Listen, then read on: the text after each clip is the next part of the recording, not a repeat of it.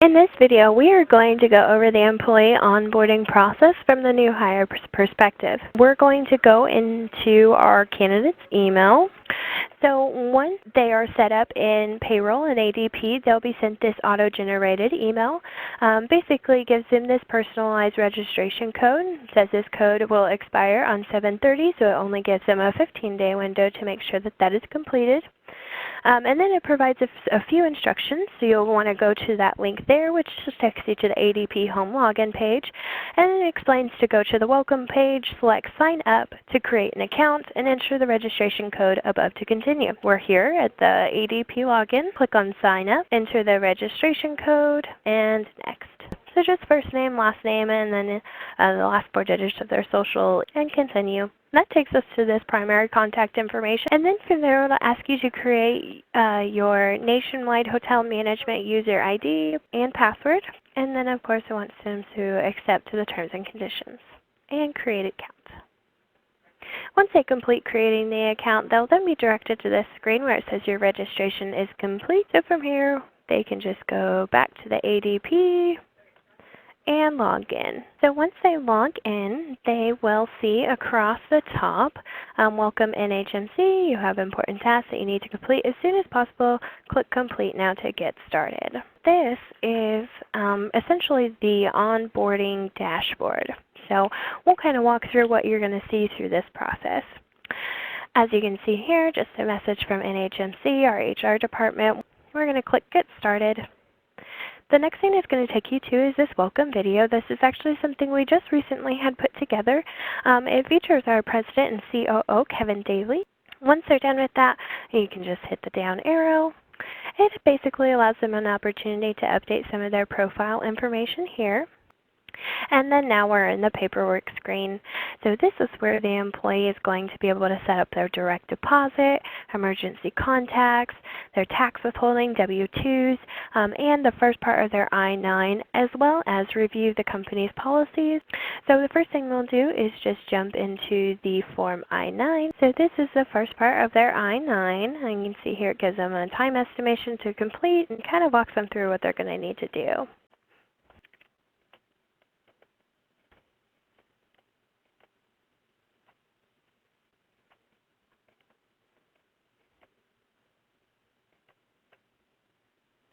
And then on this page, it just asks them to review and acknowledge. And then, of course, they will enter their electronic signature.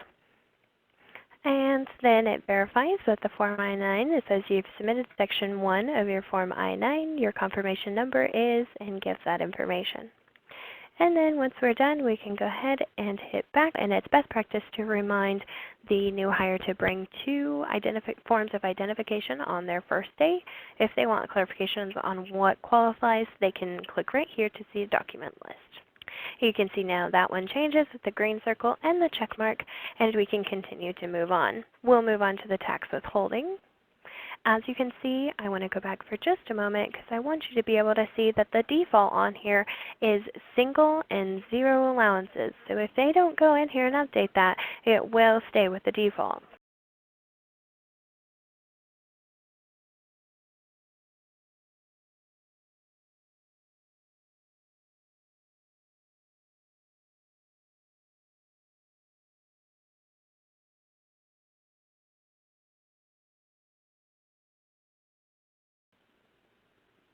And then it's saying since I made changes on the federal tax withholding, that I should also review the state, and we will.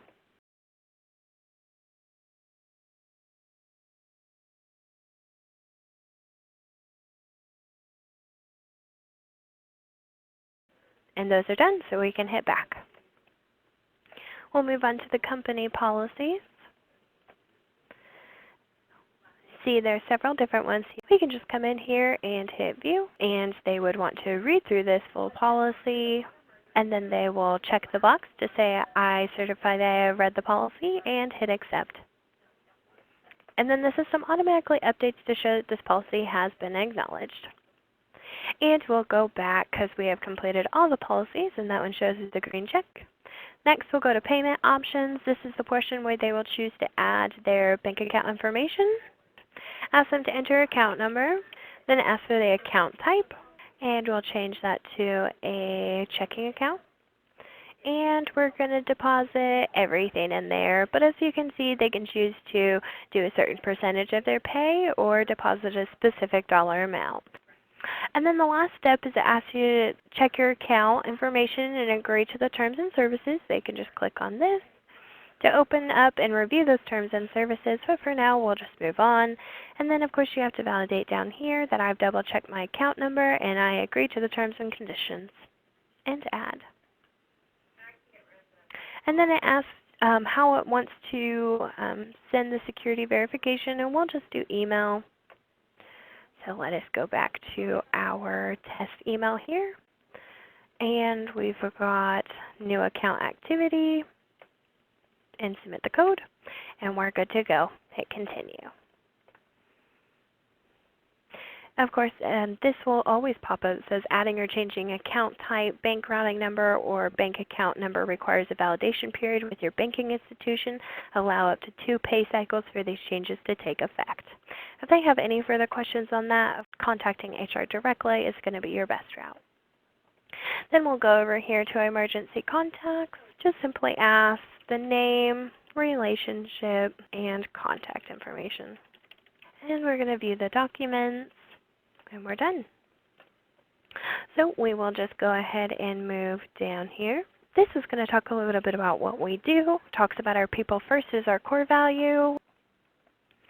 And this is a really awesome new thing that HR implemented. It basically just allows them to see what's in their area.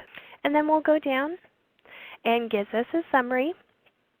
And this is good to see. It says here's what still needs your attention.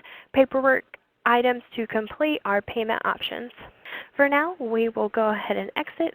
So we'll just go to exit onboarding and they can log out.